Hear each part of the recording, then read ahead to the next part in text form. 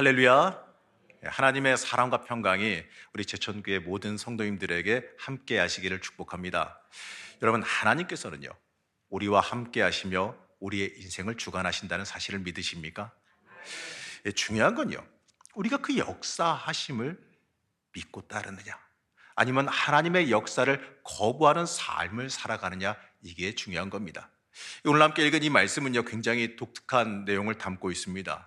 그 내용을 짧게 살펴보면 이런데요, 엘리사가 엘리야의 뒤를 이어서 선지자의 사명을 감당하게 됐습니다.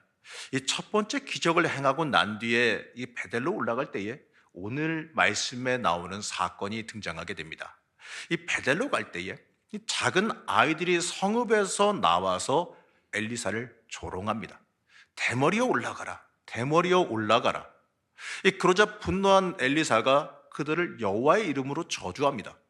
그러자 바로 수풀에서 사나운 암곰 2마리가 나와서 아이들 중에 무려 42명을 찢어 죽입니다. 이 부분의 내용이요, 굉장히 특이한 내용이지요. 그래서인지요, 이 부분의 해석도 사실 쉽지는 않습니다. 물론 아이들이 못되게 군 건 맞는 것 같습니다. 하지만 이 세상 물정 모르는 어린 꼬마들이 그럴 수도 있는 거 아니겠습니까? 이러한 생각이 들지 않을까요? 그래서 엘리사가 굉장히 괴팍스러운 사람 아닌가라는 생각이 들기도 합니다. 아무래도요, 이 부분을 읽다 보면은 좀 의아스럽고 잘 모르겠으니 그냥 읽고 지나가는 경우도 있습니다. 이 부분에서요, 엘리사가 이 머리카락이 없다라고 하는 그런 신체적인 특징을 가진다라는 거, 이 정도의 정보 정도는 얻고 넘어가는 경우도 많지요. 이 신학교 다닐 때 제 친한 친구 중에 한 명이 머리숱이 좀 많이 없었습니다. 그래서 이 친구가 이 구절을 들어서 약간 농담적으로 해석하면서 이렇게 말을 해요. 이 헤어가 적은 사람을 놀리면 하나님도 분노하신다고 이렇게 강조했던 기억도 있는데요. 물론요, 이 말씀이 신체적인 특징을 가지고 사람을 비하며 놀리는 일은 용납될 수 없겠죠. 근데요, 성경에서 과연 이 내용을 기록한 것이 그저 이 하나님의 선지자 놀리면 안 된다? 이러한 방식의 이유뿐일까요? 여러분, 성경은요, 이 특별한 의미 없이 이러한 특이한 내용을 기록하지 않습니다. 이 성경에서 기록되는 이 모든 것들은요, 특별한 의도와 그 속에 숨어 있는 깊은 뜻이 있기 때문에 그렇습니다. 자, 그러면요, 이 말씀을 기록한 이유가 뭐겠습니까? 저는 이 말씀을 묵상하면서 그 이유가 너무나도 궁금했어요. 그래서 여러 가지 주석도 보고 원문도 읽어가면서 공부를 하다 보니까요, 이 안에 들어있는 하나님의 특별한 메시지가 있다는 것을 알게 됐습니다. 바로 하나님의 역사와 하나님의 주권에 관한 말씀이었습니다. 여러분, 오늘 이 말씀을 통해서요, 하나님께서 우리에게 무엇을 말씀하시고 있는지, 또 이 말씀을 통해 우리에게 기대하시고 있는 삶이 무엇인지에 대해서 함께 살펴보겠습니다. 먼저 오늘 말씀은요, 엘리사가 작은 아이들을 만났다라고 기록합니다. 이 전에 보던 개역 한글에서 이 부분을 뭐라고 기록하냐면 이 젊은 아이들로 기록하고 있고요, 공동 번역 성경에서는 그냥 아이들이라고만 기록합니다. 영어 성경 NIV 성경에서는 이 some youth라고, 그냥 우리말로 그냥 청소년들, 요 정도쯤으로 기록하고 있습니다. 우리가 이 부분을 읽을 때 이 작은 아이들이라는 그 구절을 보면서요, 흔히 생각하기를 이 초등학교 저학년 아이들이나 아니면 유치원생 되는 아이들 정도쯤으로 생각들을 할 겁니다. 그러면서요, 짓궂은 어린애들이 그 정도로 못되게 굴 수도 있지, 이렇게 생각할 수도 있지 않습니까? 그런데요, 이 다른 번역본들을 보게 되면 그 부분이 좀 미묘하게 다르게 기록되어 있다는 걸 보게 됩니다. 히브리어 원문을 보게 되면 이 부분의 단어는 우네 아림이라고 하는 단어가 쓰였습니다. 이 단어가 나르라고 하는 단어에서 변형이 된 건데, 그 단어의 원형인 그 나르를 보게 되면 이 성경에서요, 굉장히 광범위한 연령층을 지칭하면서 이 부분을 쓰이고 있는 걸 보게 됩니다. 심지어 아직 태어나지도 않은 아이부터 17살 먹은 소년, 그리고 30살 먹은 청년에게까지도 광범위하게 이 단어가 쓰이고 있습니다. 하지만 어디에도요, 이 단어가 결혼한 사람에게는 사용되지 않는 걸 보게 됩니다. 그러면 이 작은 아이들이라고 표현된 그 사람들의 연령 범위가 이 최소한 유아기에서 결혼하기 직전까지의 사람까지 쓰이고 있다는 걸 알게 되는 거죠. 하지만요, 이 부분의 범위는 굉장히 폭이 넓지 않습니까? 거기다가 오늘 말씀 어디에서도요, 이 구체적으로 이 사람들의 연령을 알 수 있는 그러한 내용들이 등장하지 않습니다. 이런 경우에는 아무래도 그 주변 정황을 좀 살펴봐야겠지요.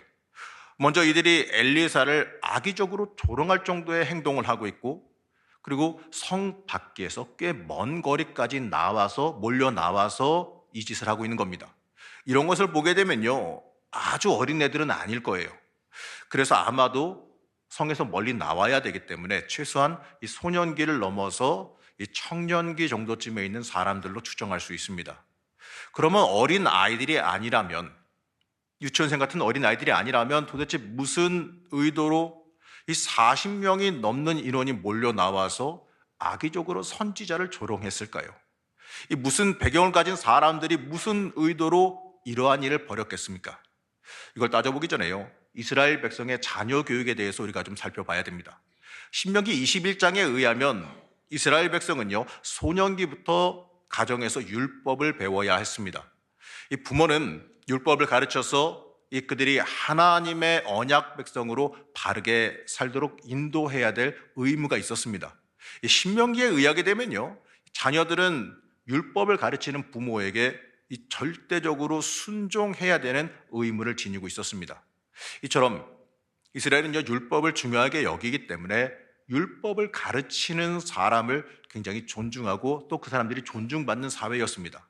자, 그렇다면요, 율법을 가르치는 선지자라고 한다면 이스라엘의 교육으로 보게 되면은 더욱더 이 청년들이, 이 어린 이 청소년들이 더욱더 존경하며 존중받아야 되는 거거든요. 그런데요, 그러한 청년들이 하나님의 선지자를 조롱하고 있습니다. 자, 그렇다면 이 조롱은 이 엘리사 개인만을 향한 조롱은 아닙니다. 그냥 보기에는 하나님의 선지자를 조롱하고 모욕하는 것처럼 보이겠지만 그 내면적으로는요, 그를 세우신 하나님의 권위에 도전하는 행동이라는 겁니다.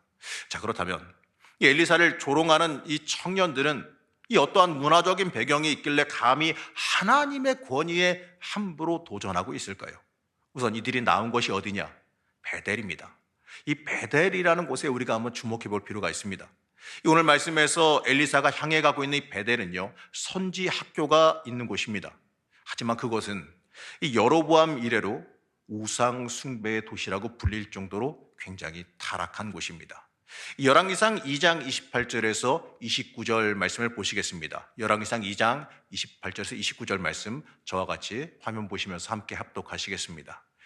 이에 계획하고 그 금송아지를 만들고 무리에게 말하기를 너희가 다시는 예루살렘에 올라갈 것이 없도다. 이스라엘아, 이는 너희를 애굽 땅에서 인도하여 올린 너희의 신들이라 하고 하나는 베델에 두고 하나는 단에 둔지라. 이 솔로몬 이후에 남유다와 북이스라엘로 나뉜 뒤에도요, 백성들이 유다에 있는 그 예루살렘 성전에 예배하러 갑니다. 그러자 이 북이스라엘의 왕인 여로보암이 이 금송아지 우상을 만들어서 베델과 단에 두고 이 북이스라엘 백성들이 예루살렘에 가지 않고 거기서 제사하고 우상 숭배하게 만들었습니다. 오늘 말씀에 등장하는 무리들은요, 이러한 우상 숭배에 심각하게 오염되어 있던 사람들입니다. 이들은 여호와의 신앙을 반대하고 있고 우상 숭배를 적극적으로 추종하는 사람들이었습니다. 히브리어 본문은요, 이 사람들을 지칭하면서 이 내용을 그 단어나 그 내용으로 암시하고 있습니다. 이 작은 아이들에서 작다에 해당하는 이 케타님의 원형 카탄이라고 하는 그 단어는요, 나이가 젊다, 어리다란 의미와 함께 미혹되다, 더럽혀졌다라는 의미도 함께 지니고 있습니다. 그 말에서부터 나온 단어입니다. 이렇게 기록된 의도, 이 다른 단어가 있음에도 불구하고 이 단어를 특별하게 찝어서 쓴 의도가 있다는 거죠. 그 의도를 보게 되면 이 사람들이 이미 우상 숭배에 빠져들어서 신앙적, 도덕적으로 심각하게 타락한 사람들이라는 것을 의도적으로 보여주기 위한 단어 선택입니다. 그리고요, 이들이 엘리사를 조롱한 것은 굉장히 의도적인 일이었습니다. 24절 말씀을 보게 되면 엘리사가 그들을 여호와의 이름으로 저주했다라고 나옵니다.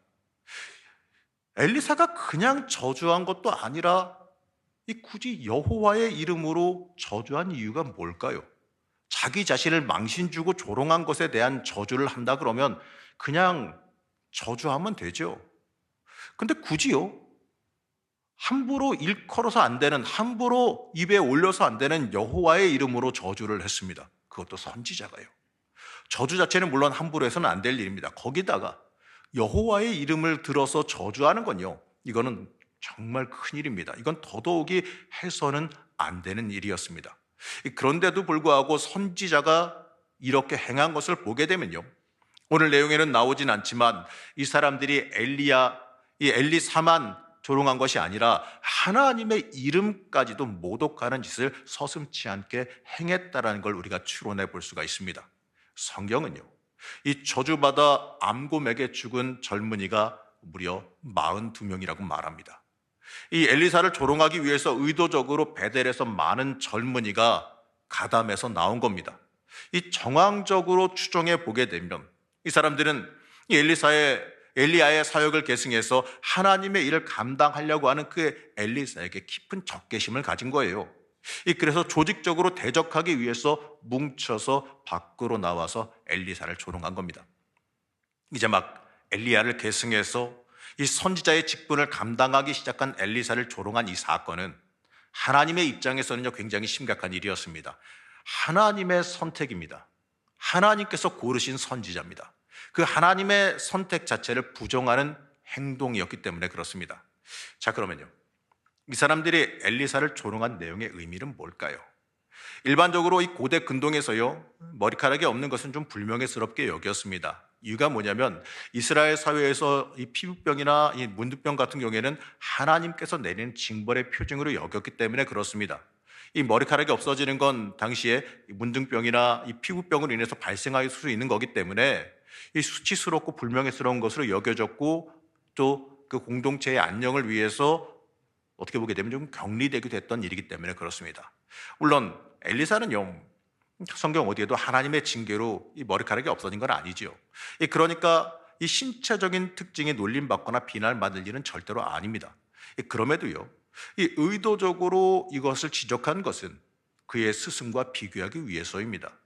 엘리사의 스승 엘리야, 이 엘리야의 특징이 성경에 기록되어져 있는데요, 머리가 길고 숱이 엄청 많았다라고 말합니다.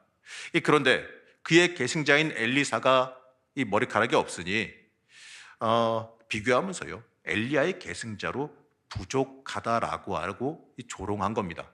성경은요, 이들의 조롱을 무려 2번에 걸쳐서 반복해서 말합니다. 자, 이건 강조의 표현인데 이들이 이 조롱을 미리 준비하고 계획해서 행했다라는 것을 말하기 위해서지요.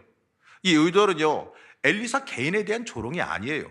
하나님의 역사를 감당하는 그 엘리사를 대적하면서 하나님의 결정과 하나님의 권위에 대해서 조롱하기 위해서 벌인 짓입니다. 왜 이런 엘리사를 골랐느냐? 이러한 조롱이에요. 그리고 올라가라. 이 올라가라는 표현은요, 엘리야 승천을 빗대서 조롱한 겁니다. 엘리야가 어떻게 갔습니까? 병거 타고 하늘로 올라갔지 않습니까? 이제는요, 이들의 의도를 생각하면서 다시 한번 이들의 조롱을 생각해 보면 이렇게 해석할 수가 있을 텐데요, 제가 한번 해석해서 읽어보겠습니다. 너의 스승 엘리야가 하늘로 승천한 것처럼 엘리사 너도 역시 하늘로 사라져 버릴 것이지 왜 베델에 발을 들어 놓으려고 하느냐? 바로 이렇게 해석할 수가 있습니다. 이 해석에 따르게 되면 이들은 엘리사가 베델로 오지 못하게 해서 그가 행할 사역을 막고 대적하려고 한 겁니다. 그러나 하나님의 사역, 하나님의 일에 대한 대적의 결과는 어떻습니까? 참혹한 결과로 다가오지요. 이 엘리사가 여호와의 이름으로 저주하자 바로 이 사나운 암곰이 등장해서 이들에게 응징을 가합니다. 이 사건은 단순히 이 못된 청년을 징벌한 내용에 그치는 것이 아닙니다. 하나님의 언약을 통해서 하나님의 백성된 이스라엘이 여호와를 떠난 겁니다. 그리고 그것을 넘어서 적극적으로 하나님의 사역에, 하나님의 일에 대적하고 방해를 한 겁니다. 여러분, 이 사건은요, 이러한 행위 자체를 심판하시겠다라고 하는 하나님의 상징입니다.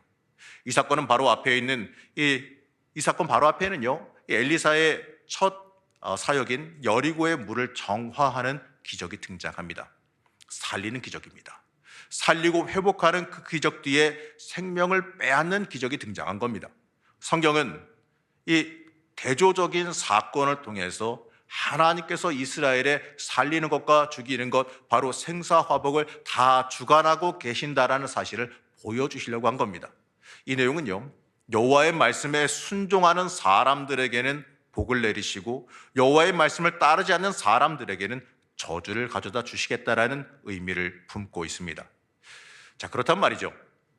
하나님께서는 이 말씀을 통해서 우리에게 무엇을 말씀하려고 하실까요? 하나님은 이 성경의 말씀을 통해서 우리에게 누누이 말씀하십니다. 우리의 주인이 하나님이시다라는 것을 우리에게 누누이 말씀해서 알려주십니다. 하나님은요, 이것을 우리가 명확하게 알기를 원하십니다. 이사야서 40장 이후에는 이스라엘이 바벨론 포로에서 돌아온 이후에 주시는 말씀입니다.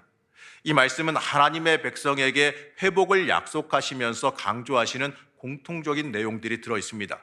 이사야서 43장 10절에서 11절, 그리고 43장 21절 말씀을 보시겠습니다. 먼저 43장 10절에서 11절 말씀입니다. 나 여호와가 말하노라.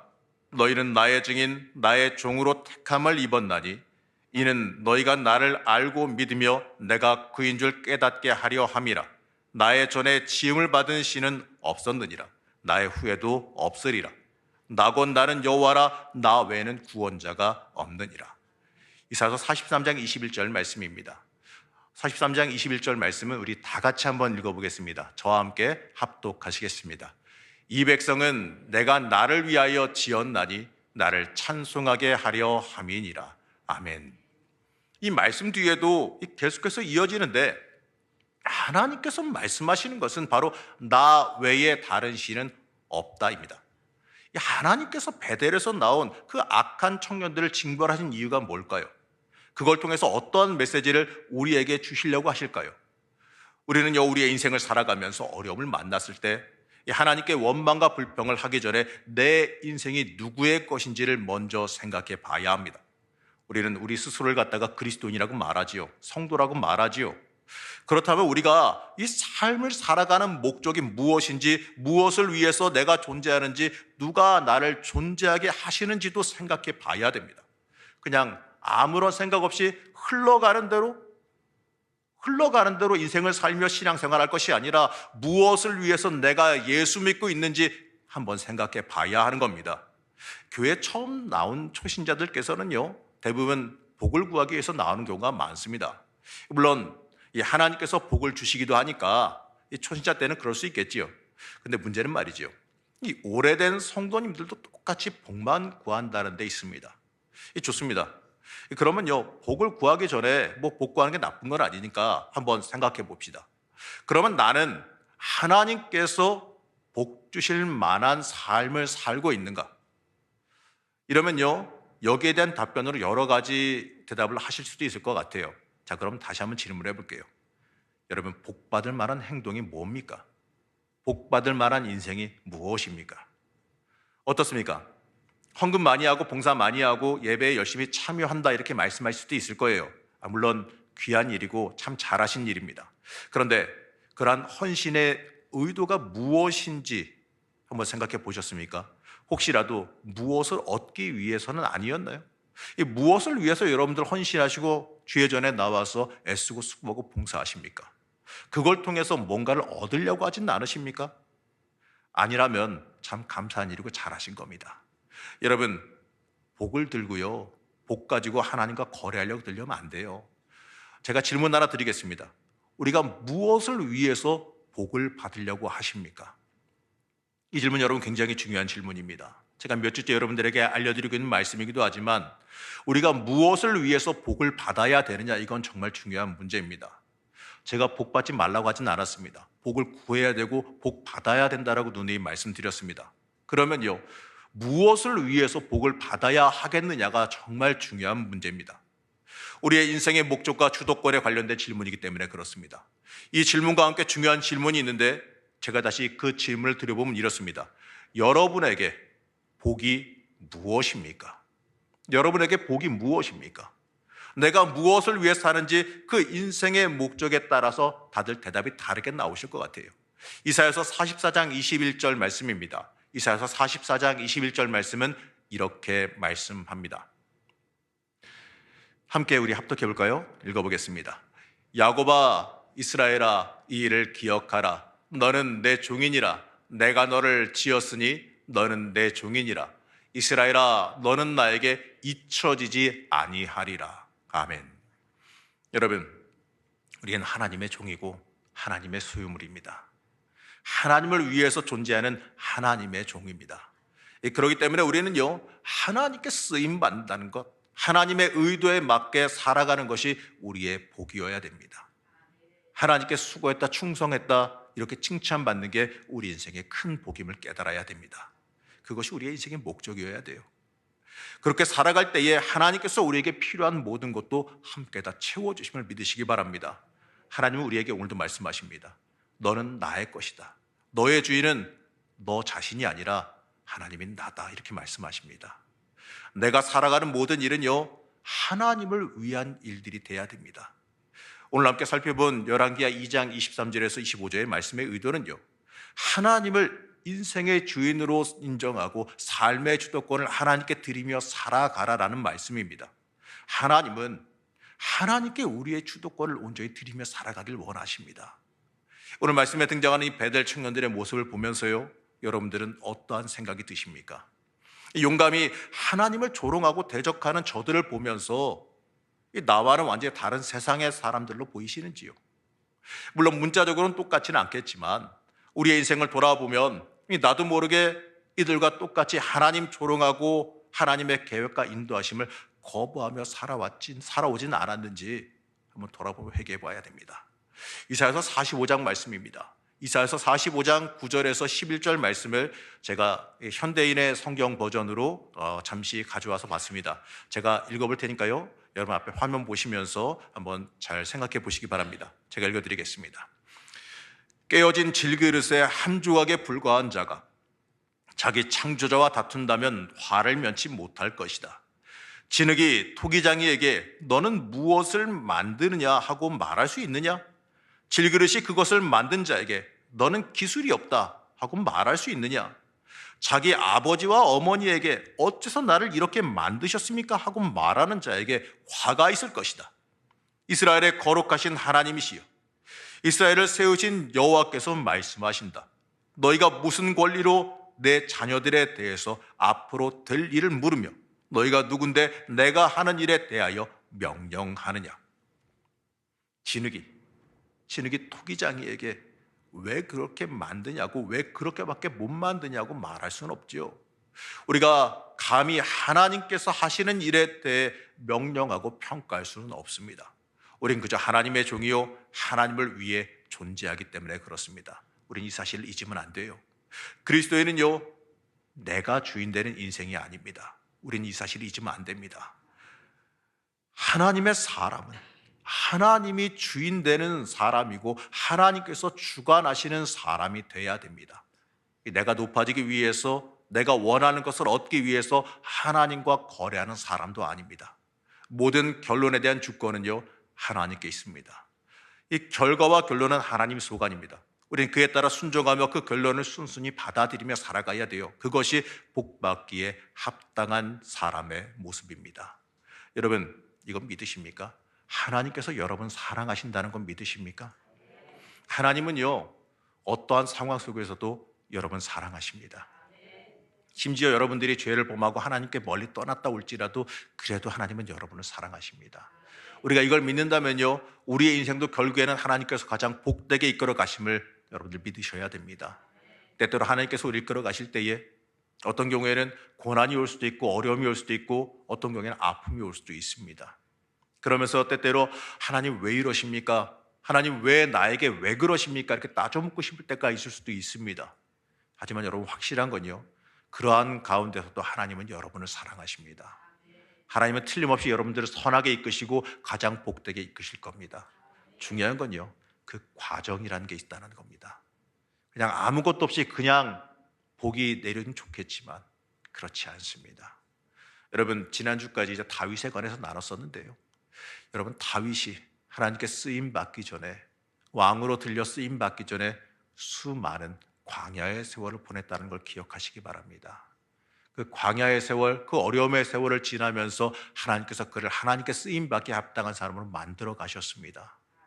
그 기간이 그가 복받는 기간이었고, 그가 수많은 시편을 쓰면서 고난과 어려움 가운데에 하나님 앞에 붙잡힘 받고 하나님의 사람으로 만들어져 가고 하나님을 더 깊게 만나는 시간을 보낸 겁니다. 그 결과 하나님이 보시기에 마음에 합한 사람, 하나님이 보시기에 정말 복 줄만한 사람, 이러한 사람으로 다윗이 만들어져 간 겁니다. 여러분, 그렇기 때문에요, 우리 인생 살면서 우리 인생을 하나님께 주권을 드린다는 건요, 하나님께서 하시는 일에 하나님께서 나를 사랑하신다는 그 믿음으로 끝까지 순종하고 믿고 따라가는 겁니다. 그게 하나님의 섭리 위에 살아가는 일이고 하나님의 섭리 위에 나를 내어놓는 일이라는 겁니다. 여러분, 그리고 우리가 또 기도해야 될 건요, 머리로는 알지만 내가 그럴 수 있는 믿음의 능력이 있어야 된다는 거예요. 우리가 간구해야 될 것은요, 세상의 복도 물론 구해야겠지만 그걸 넘어서서 내가 하나님 앞에 순종할 수 있는 믿음을 갖게 해달라고 기도할 수 있어야 됩니다. 그게 우리가 가장 먼저 기도해야 될 기도의 제목, 간구의 제목입니다. 믿음 달라고 기도하시기 바랍니다. 우리가 우리를 위한 거 아무것도 구하지 말라는 얘기는 아닙니다. 그 간구의 목적이 어디에 있는지를 명확하게 하라는 것이지요. 여러분, 자녀를 위해 축복 기도할 때 제가 뭐라 그랬습니까? 그냥 무작정 잘 되게 축복 기도하지 말라 그랬지요. 하나님의 영광을 위해, 하나님께 쓰임 받기 위해 자녀가 잘 되게 해달라 축복하라고 하셨지 않습니까?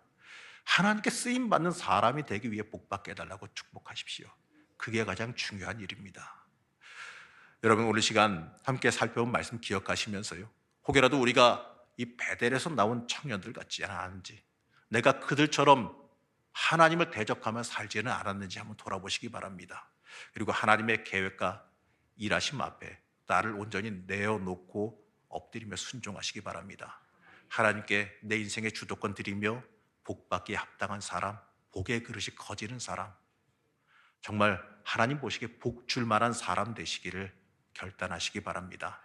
복받을 만한 사람, 하나님께서 구속하여 불러쓰시는 사람, 하나님께서 하나님의 세일을 위해 준비하시며 길을 여시는 사람, 그 사람들이 여러분들 되시기를 시간 간절히 축복합니다. 잠시 기도하겠습니다.